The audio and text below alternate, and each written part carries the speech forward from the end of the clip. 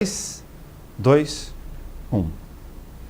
Olá, o Fala Câmara Entrevista atualiza o andamento, a pesquisa, a fiscalização e os trabalhos dos vereadores aqui na Câmara Municipal de Bauru. O vereador Benedito Roberto Meira conversa conosco aqui no espaço entre a sessão da Câmara e o nosso estúdio. O senhor apresentou uma proposta que tem uma discussão incipiente ainda, mas de um problema gravíssimo em escala no município. Acabou de ser apresentado o plano de macro drenagem, é muito dinheiro, nós não temos esses recursos, nem financiado nem para conseguir mais de 300 milhões de reais para resolver tudo. E o projeto de lei fala de reservação dentro das residências, no caso, se forem residências horizontais ou verticais, numa certa dimensão. O senhor acha que o consumidor pode contribuir dentro da escala, nessas bacias?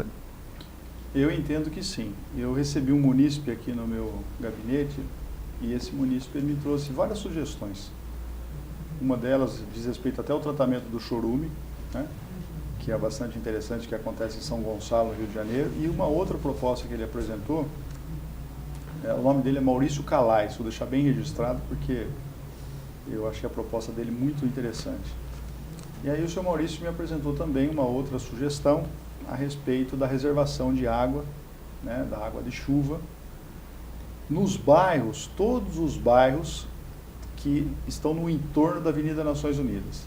Então nós vemos aqui uma apresentação de um projeto de macro drenagem de ordem de 350 milhões. Né?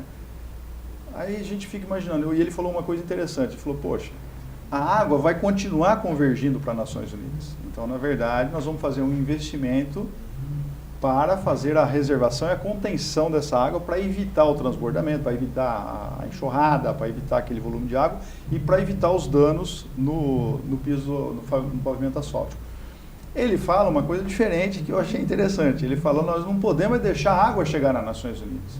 E aí não tem outra alternativa a não ser por meio da ajuda e da contribuição do munícipe, que mora no entorno das Nações Unidas, que mora nesses bairros adjacentes às Nações Unidas, cuja água, quando chove, ela converge para as Nações Unidas pela questão da gravidade. O que acontece? Esses bairros até alguns anos atrás, 20 ou 30 anos atrás, não existiam, então a chuva caía, era absorvida pelo solo e não tinha impacto nas Nações Unidas. Esses bairros foram crescendo, foram sendo pavimentados, foram construídas os imóveis residenciais, não residenciais, comerciais e tudo mais, os verticais, e o solo passou a ser impermeabilizado. Essa impermeabilização do solo contribui para que cada vez que chova naquela região, ao invés de ser absorvido, ele desloque para a Nações. Então, cada vez mais as Nações Unidas vai aumentar o volume de água. Aí, em contrapartida, nós temos o Ribeirão Bauru, né, que tem um volume que toda a água praticamente da cidade converge para ele. Ele aumenta o volume, ele não permite a vazão lá no final das Nações Unidas, ali próximo ao terminal rodoviário. Resumindo, nós temos lá sempre enchente e temos um volume de água descendo de forma abusiva. Qual é a proposta dele? Uma alteração na lei que nós temos hoje das cisternas. Nós temos uma lei hoje municipal e segundo o Dr. Segala, que é o nosso vereador, e também outros vereadores que participaram da discussão, o Carlão do Gás participou da discussão no passado, na legislatura passada, houve muita resistência aqui dentro da Câmara em aprovar essa lei e acabaram restringindo, desconfigurando o objeto principal da lei, que era obrigar os moradores desses bairros, aí a Secretaria de Obras e a CEPLAN iria definir quem são esses moradores e quais bairros que seriam contemplados, né? E assim que isso fosse definido, obrigar o morador da residência ou do prédio comercial uma reservação X ou um volume de metro cúbico de água. Por quê? De acordo com o tamanho dele, de acordo com a área que ele, na verdade, impermeabilizou. Se tiver uma possibilidade de fiscalizar in loco cada imóvel, se o proprietário, porventura, deixou lá uma parte no fundo da sua residência, em terra, com grama, em que há possibilidade de absorção, é lógico que você não vai fazer a mesma obrigatoriedade para essa pessoa, para aquele que praticamente pegou o terreno todo e cimentou todo o terreno.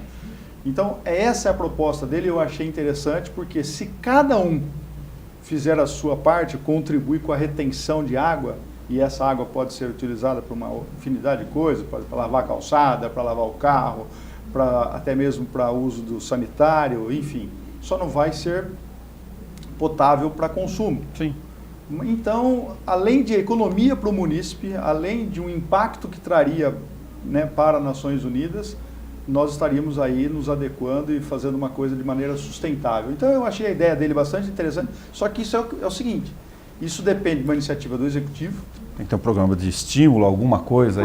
Criar um programa de estímulo, como alguma desconto em IPTU, por exemplo, ou desconto em água. Sim. Né?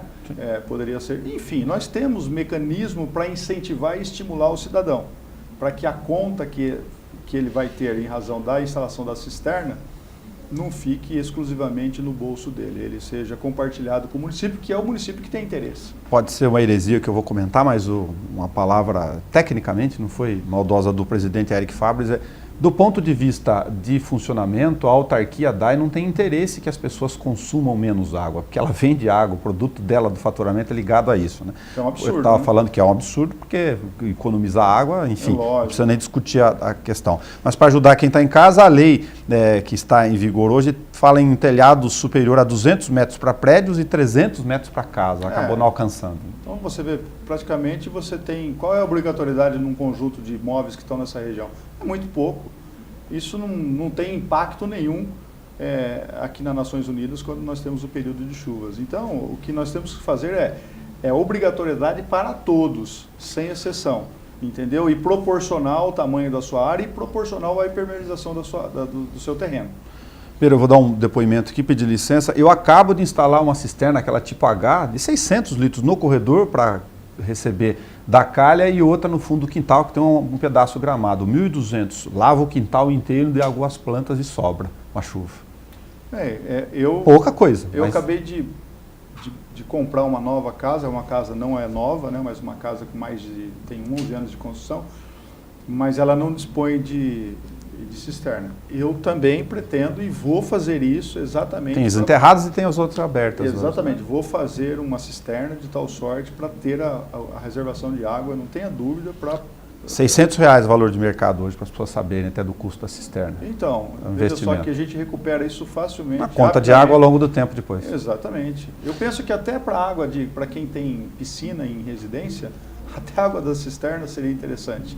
Poxa vida, o nosso povo nordestino, que carece tanto de água, ele tem, né, foi instalado no governo, acho que Lula, ou da Dilma, foram instaladas várias cisternas lá, um programa de incentivo do governo, exatamente para poder aquelas pessoas tenham água reservada. Poxa, é só você tratar a água. A água hoje, para você pegar a água da chuva e fazer um tratamento dela, é a coisa mais simples que tem. Tenha dúvida. Folha de pagamento. Você fica atento à questão dos gastos com folha, apresenta a questão de horas extras, apresentou uma série de dados sequenciais. O último dado, por exemplo, o crescimento de 4,5% da folha, apesar das questões econômicas. As receitas a gente sabe que subiram acima da inflação, mas não adianta nada, a despesa subiu 9%. E nós temos agora uma preocupação em relação à prévia do cálculo atuarial. Eu falava aqui fora do bastidor, sem o vereador conhecer todo o relatório, que são 120 milhões de reais numa projeção em 30 anos, o que daria 22 milhões de reais só no primeiro ano de aporte adicional. Hoje ele é de 15 milhões, ou seja, tem que arrumar mais dinheiro no orçamento ainda para resolver a questão do buraco da Previdência, porque não acertamos a questão da folha. Isso acontece exatamente porque o funcionário aposenta e não há uma reposição de um outro funcionário no lugar dele. Agora, você também não pode contratar um novo funcionário se você está com limite... encruzilhada agora. Não é encruzilhada. Então, o prefeito realmente está numa situação muito difícil. Se ele fizer por meio de OS e for com a finalidade de OS, já foi adiantado pelo Tribunal de Contas de que, se a intenção é essa maquiagem eles não vão aceitar. Essa maquiagem não vão aceitar. Então, de fato, a situação é bastante temerária para o município e eu volto a insistir. Eu não vejo outra alternativa a não ser cortar gastos. Como é que se corta os gastos, ao meu ver? Primeiro, pelos comissionados, nós não temos temporários mais, segundo seriam os temporários, e depois o seguida seria até mesmo a exclusão de funcionários efetivos. Mas cortando hora extra, enfim, fazendo a lição de casa, como você mesmo disse. Agora, outro mecanismo que promove um aumento considerável na folha, que é o que tem que ser suspenso, ao meu ver, imediatamente, são os planos de cargo, carreira e salários, que representam um aumento vegetativo da folha. E que pese o prefeito ter contratado uma empresa para fazer o estudo sobre, né, um estudo atuarial do impacto que tem o PCCS na Prefeitura Municipal, vai fazer uma projeção até para alguns anos, eu acho que seria desnecessário, pode até fazer um estudo, mas imediatamente o prefeito tinha que suspender os efeitos da lei. Se suspender significa revogação da lei, o prefeito tem que fazer isso. Eu sei que muitos funcionários podem ficar magoados comigo, chateados comigo com o meu posicionamento, mas é o seguinte, a responsabilidade é do prefeito.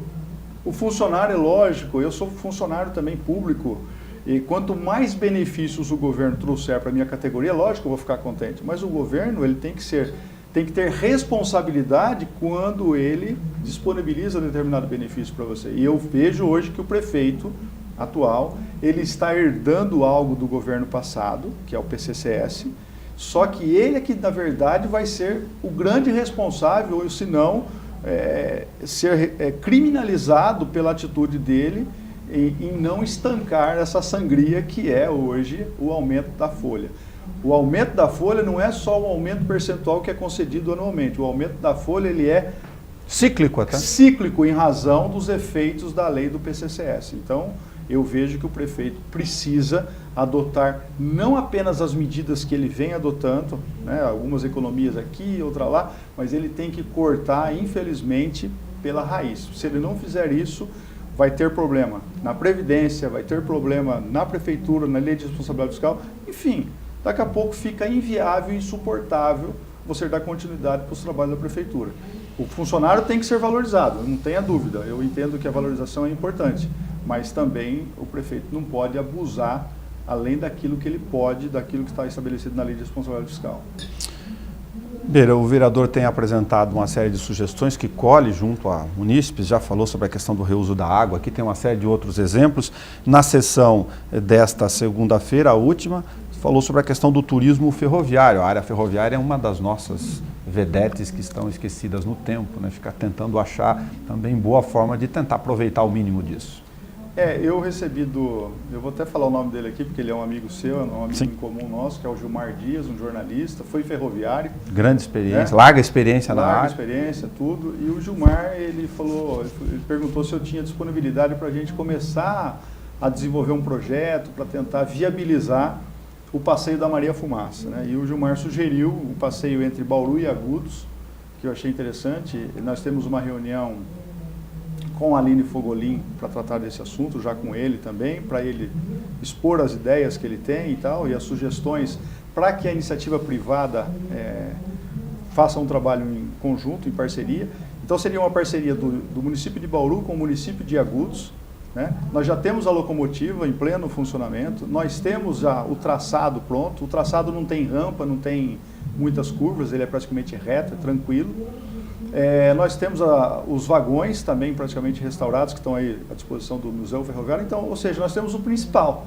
O que nós precisamos agora é pegar essa locomotiva, esses vagões, estabelecer o trajeto, estabelecer os dias e horários, firmar uma parceria com empresas privadas como a Ambev, como por exemplo a Duratex, que ficam no caminho desse trajeto. E lá em Agudos poderia também finalizar, ou então assim que tiver um receptivo em Agudos, para visitar fazendas históricas como a de São Benedito, o Seminário Santo Antônio. Olha, é turismo, é dinheiro. Nós nascemos o Espírito Santo da Fortaleza, né, lá de lá. Exatamente. Então, o que o Gilmar trouxe é uma ideia assim primorosa. Nós temos agora que sentar, conversar e falar assim, como que nós colocaremos isso em prática? Eu entendo que a iniciativa privada, se ela assumir essa responsabilidade, lógico, precisa da ajuda do poder público, nós podemos dar um fomento ao turismo aqui magnífico. Isso já existe no Rio Grande do Sul, em Bento Gonçalves, existe no próprio estado de São Paulo, em Minas Gerais, com o passeio de Maria Fumaça. Poxa, nós temos aqui, nós somos o maior... Bauru é a cidade o entroncamento rodoferroviário, né? Então, poxa vida, nós temos praticamente tudo aqui, a nossa malha está intacta, praticamente não mexemos em nada. Por que não aproveitarmos isso hoje sob o ponto de vista do turismo? O turismo cresce assustadoramente. Em 2020, estive lendo uma matéria Em 2020 vão ter mais de 2 milhões de cargos, de empregos só para o turismo. Então o turismo é algo que atrai as pessoas, que traz divisas para os municípios. E nós não podemos perder essa oportunidade. Se nós não tivéssemos a linha do trem, não tivéssemos uma locomotiva, não tivéssemos os vagões, era diferente. Mas nós temos praticamente tudo. O que está faltando é simplesmente colocar a ideia em ordem e em prática. O que precisa é boa vontade, né, e vontade política.